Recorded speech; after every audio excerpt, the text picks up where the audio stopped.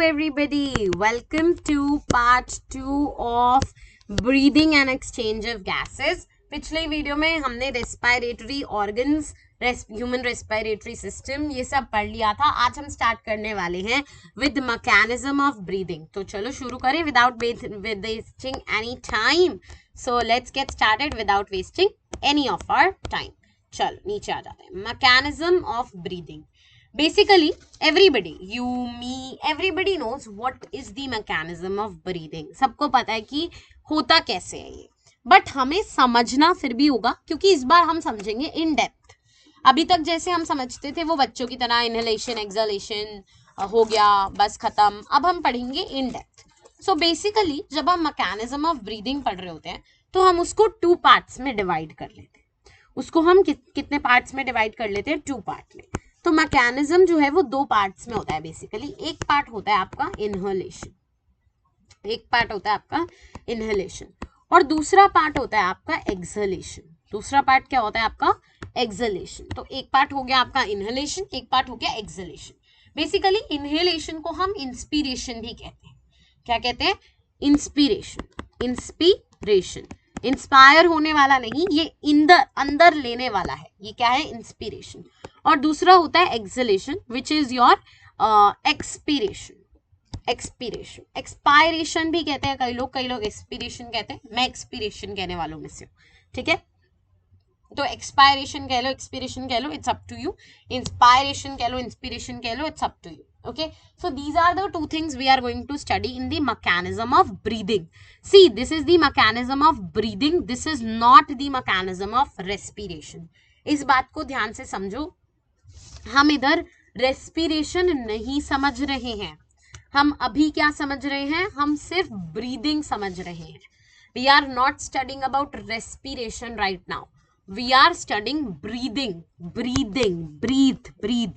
ये first video में ही कहा था मैंने. ब्रीदिंग को अक्सर लोग रेस्पिरेशन समझ बैठते हैं. Breathing is a very little thing but respiration is a very big thing. It's all together a big thing. Okay, so start करते हैं हम ब्रीदिंग से. ठीक है, मैकेनिज्म ऑफ ब्रीदिंग से. चलिए एनसीईआरटी खोल के बैठेंगे तो बहुत अच्छा रहेगा. Mechanism of breathing. Mechanism of breathing involves 2 stages. First stage is called the inspiration and second stage is called expiration. Inspiration is the stage during which the atmospheric air is drawn in and expiration is the stage in which the alveolar air is released out. Alveolar air क्या होती है? जो alveoli से exchange होके आती है. पता है आपको, पिछली वीडियो में बताया था. ठीक है, now the movement of air into and out of the lungs is carried out by a pressure gradient between the lungs and the atmosphere. अब इस बात को ध्यान से समझो. यहाँ पर हम नोट करते जाते हैं क्या क्या चीजें हमें समझनी है. सबसे पहले आपको समझना है लंग्स एंड क्या कह रही थी मैं? Atmosphere. Right, lungs and atmosphere के बीच में प्रेशर ग्रेडियंट बनता है. क्या बनता है? Pressure gradient. Lungs and atmosphere के बीच में हमारे को क्या बनता है? Pressure gradient. ठीक है, so inspiration can occur if the pressure within the lungs is less than the atmospheric pressure. यानी कि इंस्पिरेशन तभी हो सकता है जब लंग्स के अंदर लेस है और एटमॉस्फेयर में मोर है. Obviously we always know that the things move from a higher concentration to a lower concentration. तो अगर लंग्स के अंदर मोर होगी और लंग्स के अंदर लेस होगी और एटमॉस्फेयर में मोर होगी तो ये ऑटोमेटिकली इधर शिफ्ट हो जाएगी, है ना? प्रेशर ग्रेडियंट बन गया. अब there is a negative pressure gradient in the lungs with respect to the atmospheric pressure. उनमें कम है, उसमें ज्यादा है. Similarly expiration takes place when there is intrapulmonary pressure is higher than the atmospheric pressure. अब एक्सपायरेशन कब होगा?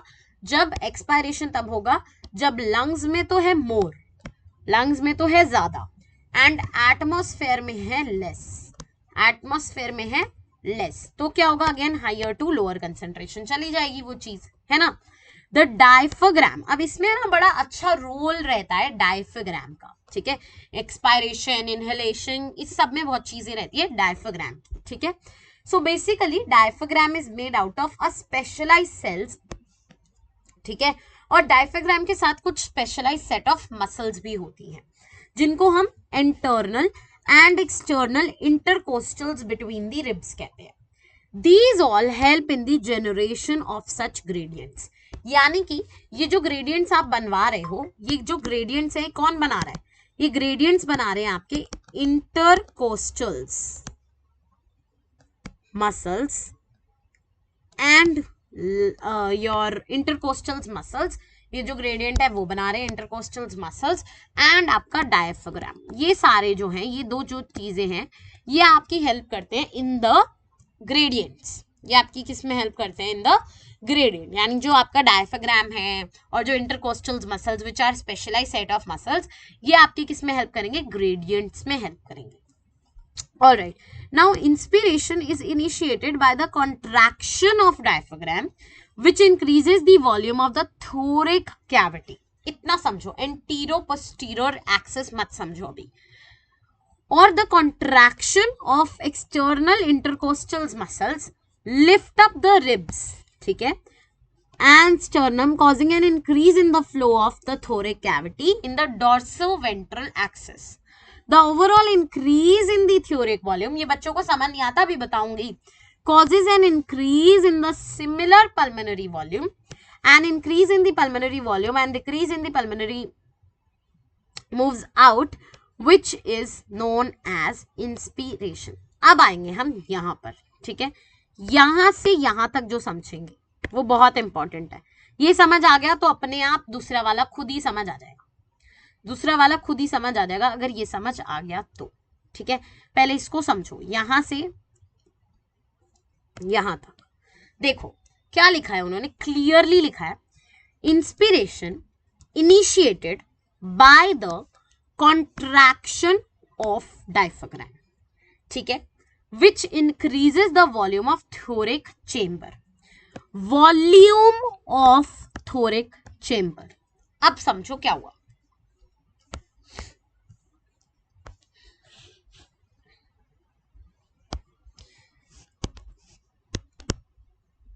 Inhalation लिख रही हूं मैं, इंस्पायरेशन भी लिख देती हूँ, कई बच्चों को कंफ्यूजन होता है.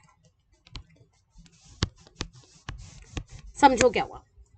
वो बोलती है एनसीईआरटी कहती है inspiration is initiated by the contraction of diaphragm. क्या हुआ? कॉन्ट्रैक्शन हुआ किसका? डायफ्राग्राम का. क्या हुआ? कॉन्ट्रैक्शन. डायफ्राग्राम को क्या करना पड़ा? कॉन्ट्रैक्ट करना पड़ा, ठीक है, ओके, अंडरस्टूड. इससे हुआ क्या? इससे ये हुआ कि कॉन्ट्रैक्शन से वॉल्यूम ऑफ थोरिक चैम्बर बढ़ गई. वॉल्यूम ऑफ थोरिक चैम्बर बढ़ गई, इंक्रीज हो गई, ठीक है. अब क्या हुआ? कॉन्ट्रैक्शन हुआ इंटरकोस्टल्स मसल का.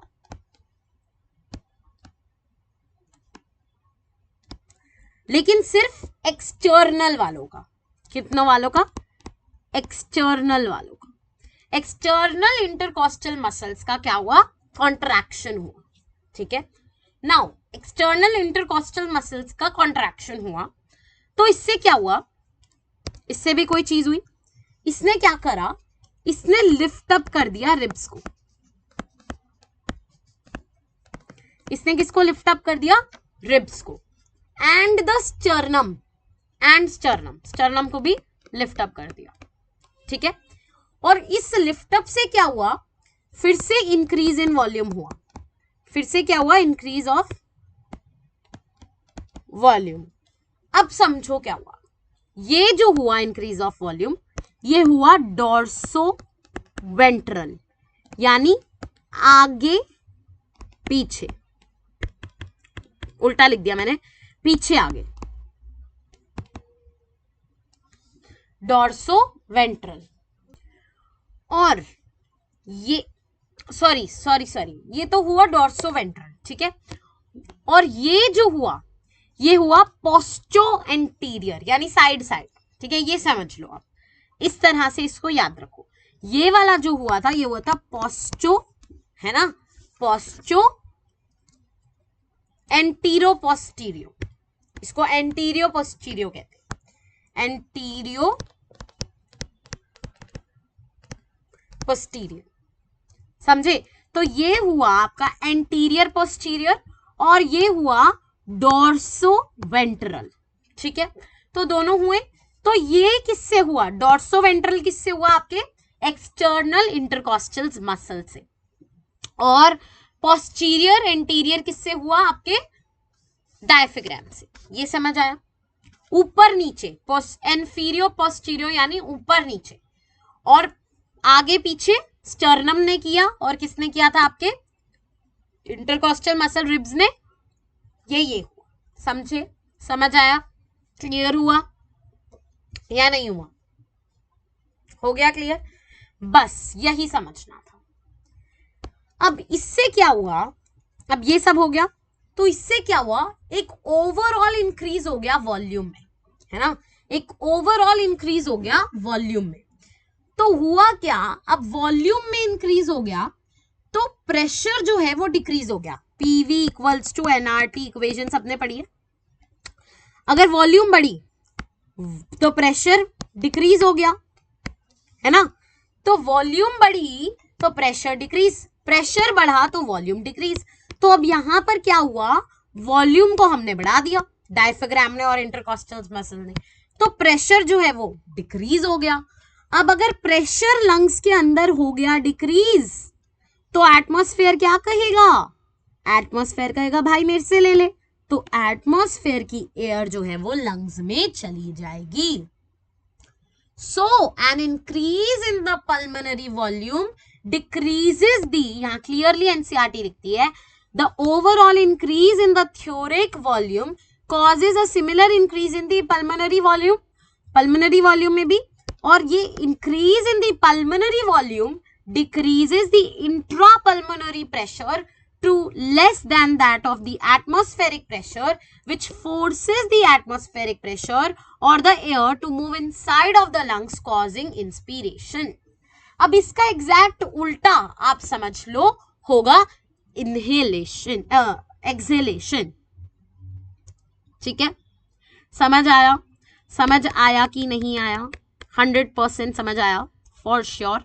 सो हुआ क्या, हमने कुछ नहीं करा, हमने बस ये चीज समझी। सबसे पहले हमने समझा कि अगर लंग्स के अंदर ज्यादा प्रेशर हुआ, ठीक है, मैं आपको इसको ऐसे समझाती हूँ, अगर लंग्स के अंदर ज्यादा प्रेशर हुआ, ठीक है, तो हमारे जो एटमॉस्फेयर, जो लंग्स के अंदर ज्यादा हुआ एटमॉस्फेयर के अंदर कम हुआ, तो क्या होगा, ये ऐसे चला जाएगा हायर टू लोअर कंसंट्रेशन। लेकिन लंग्स के अंदर कम हुआ और एटमॉस्फेयर के अंदर ज्यादा हुआ तो ये ऐसे चला जाएगा again higher to lower concentration. तो इससे क्या हुआ, एक प्रेशर ग्रेडियंट बन गया between the lungs and the atmosphere, है ना, एक प्रेशर ग्रेडियंट बन गया जिसको हम इंटरपल्मोनरी प्रेशर ग्रेडियंट कह रहे हैं।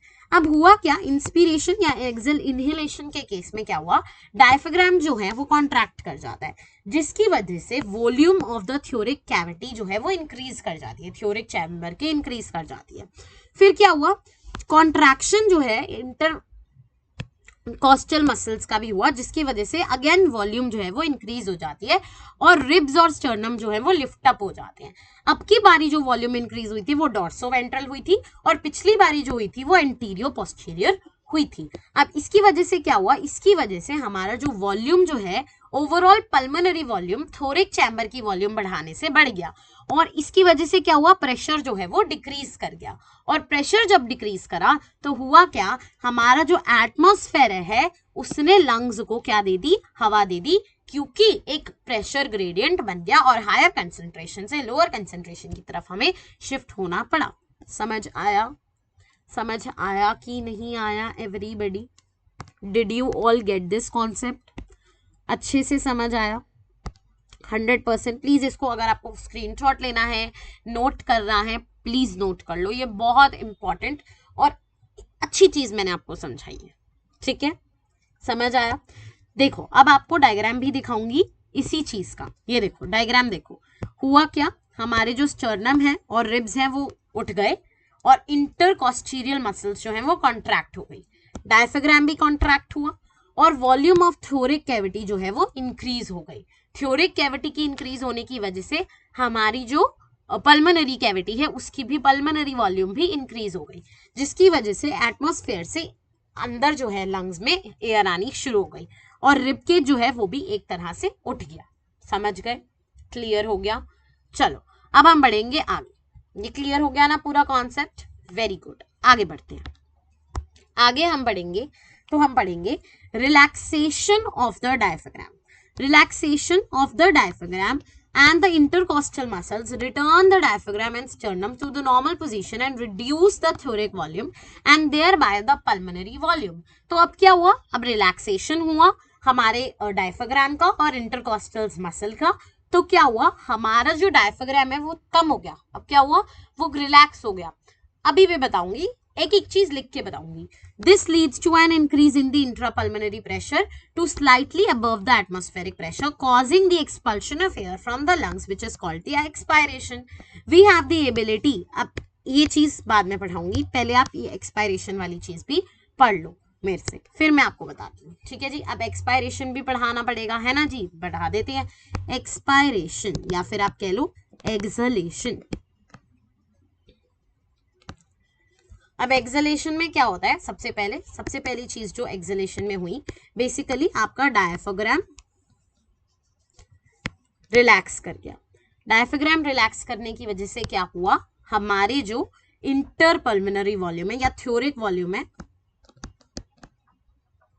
वो क्या हो गई? डिक्रीज हो गई। अभी तक इंक्रीज हुई थी, अब वो डिक्रीज हो गई।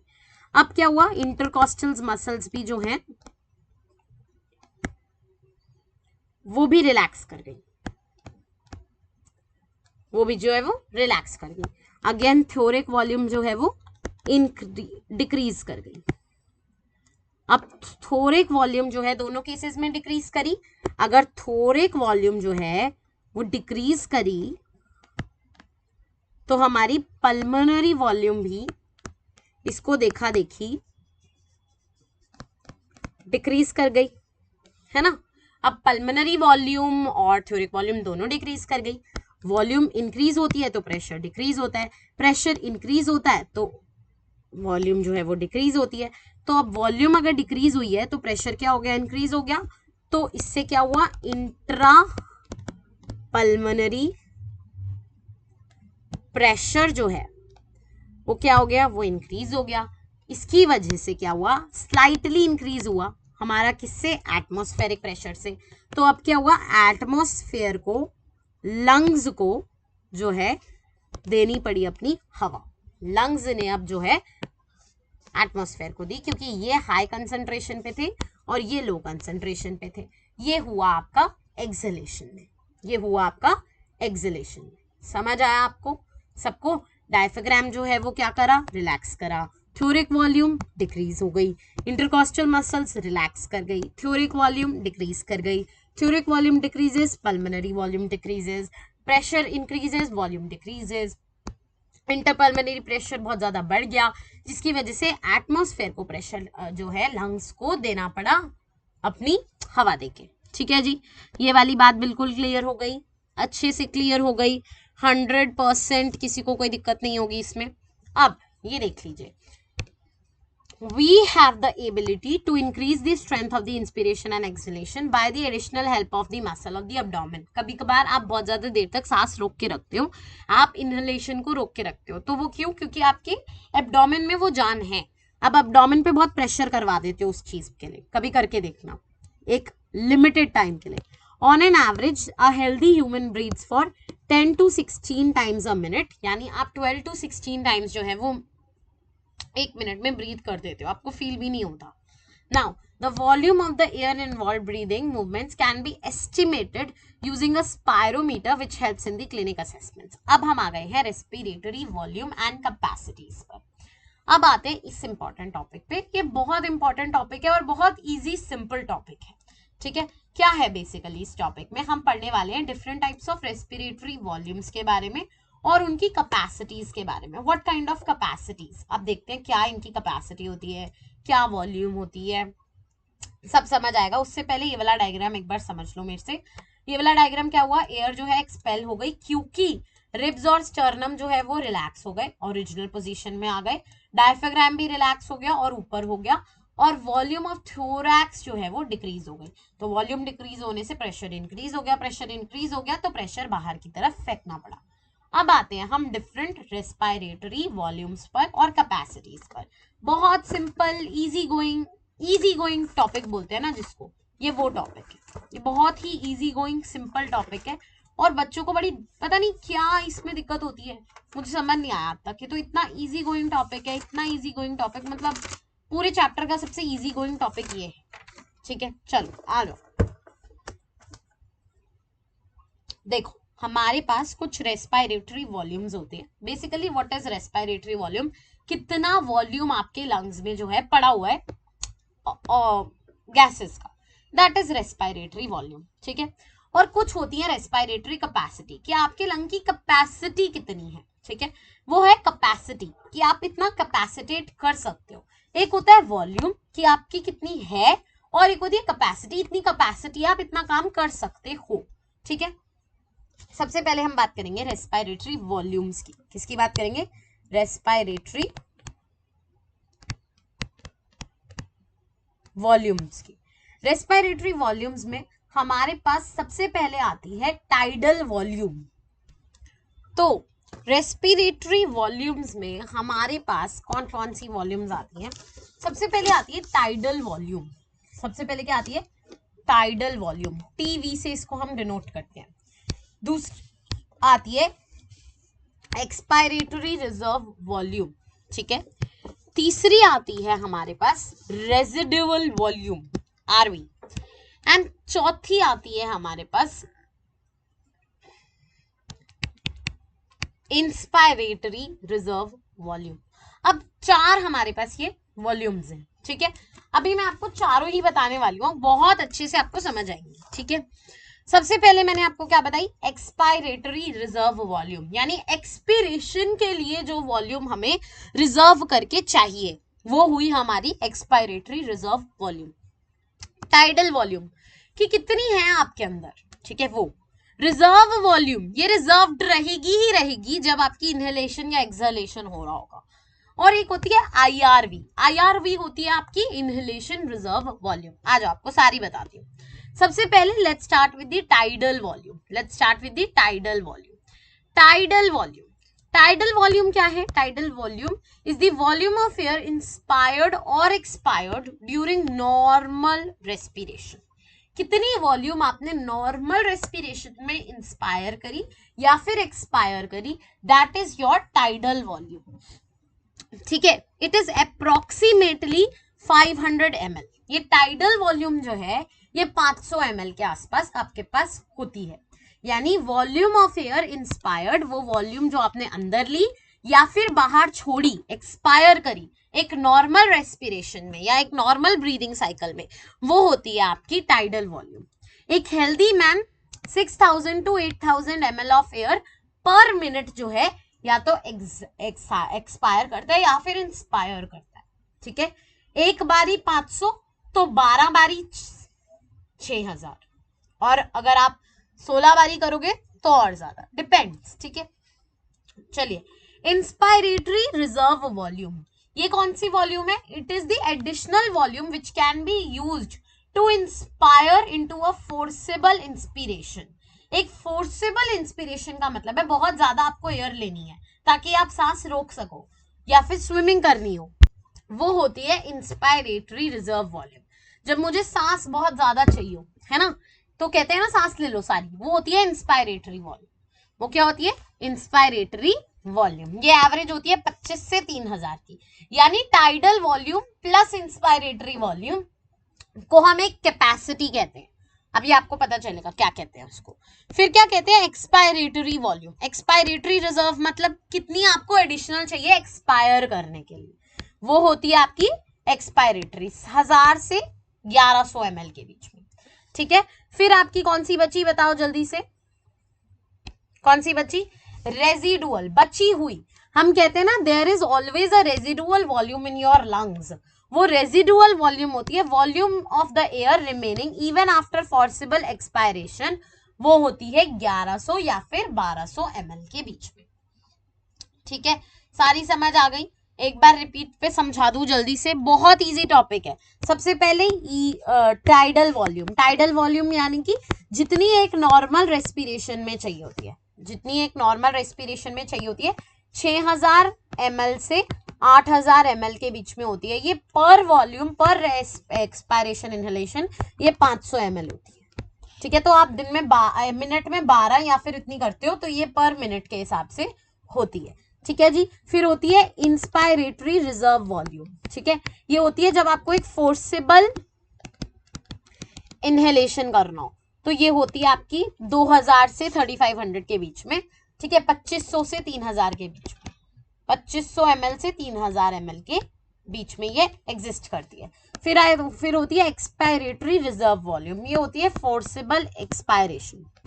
फोर्सेबल एक्सपायरेशन ये कितनी होती है? ये हमारी होती है 1100 के से कह लो आप, 1100 से 1000 के बीच में बेसिकली ये होती है, 1000 से 1100 के बीच में।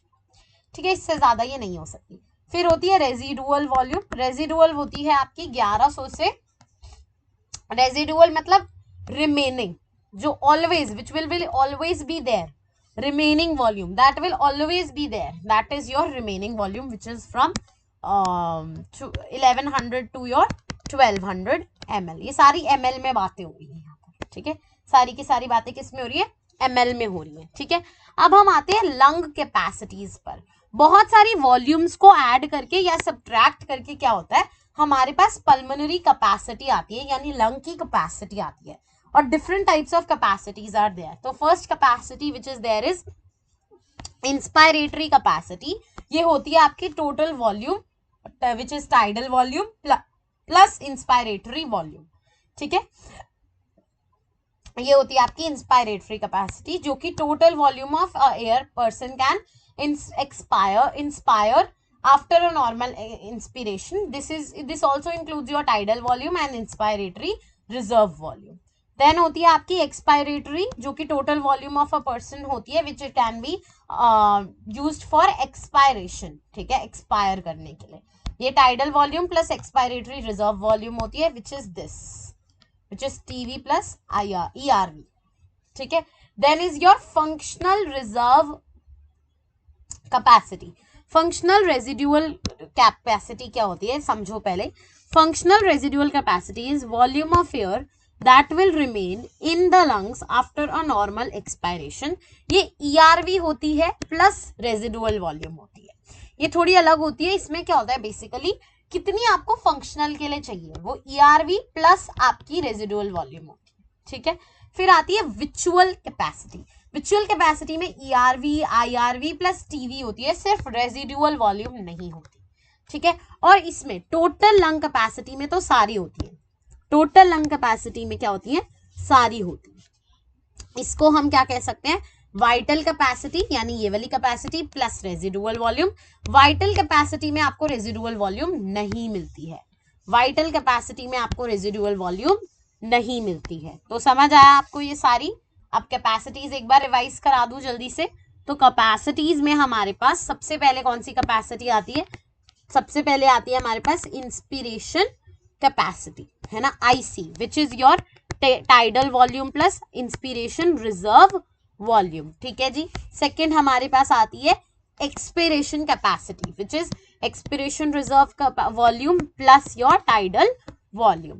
थर्ड आती है हमारे पास रेजिडुअल वॉल्यूम, है ना, which is called as functional residual volume, which is ERV plus RV। ठीक है जी। फोर्थ हमारे पास क्या आती है? फोर्थ हमारे पास आती है total lung capacity, which is your, या तो आप कह सकते हो इसको VC प्लस रेजिडुअल वॉल्यूम, या फिर आप इसको कह सकते हो ERV plus IRV plus RV plus TV। ठीक है जी।